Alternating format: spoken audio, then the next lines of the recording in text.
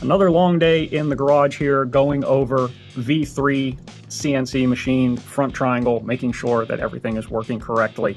And you might recall I was getting a clicking sound that was driving me crazy. I replaced every component on the bike with, it turns out, the exception of the rear brake. And it does turn out that it came down to failing to zip tie the brake cable to the new carbon bottle cage I had to put on when I broke my old one.